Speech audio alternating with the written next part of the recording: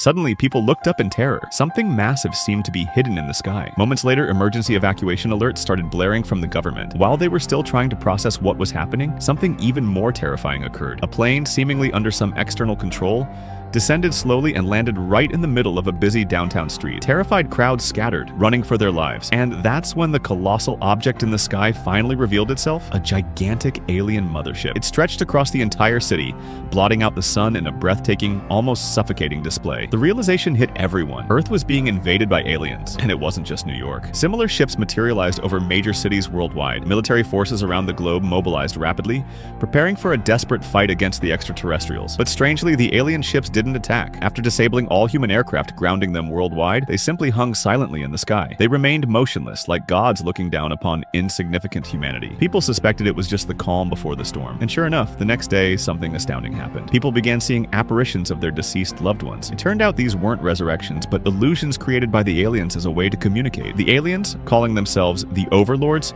told humanity not to fear. They claimed they were here to help Earth. They pointed to Earth's endless wars, famine, and inequality, promising that their arrival would usher in an era where such suffering would cease. Beyond ending these global crises, they pledged not to interfere in any other human affairs. World leaders were deeply unsettled. Emergency summits were convened immediately. The consensus among officials was suspicion. Why would such powerful beings be so benevolent? They feared humanity was seen as nothing more than livestock, like pigs being fattened for slaughter. However, recognizing that human military power was utterly useless against the overlords, they decided on a wait-and-see approach. The general public, however, descended into panic. Amidst fierce public debate about how to respond to the overlords, one man named Jess spoke up. He argued that debating was pointless. They were powerless against the aliens. Why not just live day by day, eat, drink, and make the best of it? After all, he reasoned, the overlords hadn't shown any hostility. In fact, they seemed to be actively helping humanity. Hearing Jess's pragmatic view seemed to calm many people, easing the calls for resistance. Jess had no idea that his simple act of speaking out would fundamentally change his own life. That night, as Jess was getting ready for bed,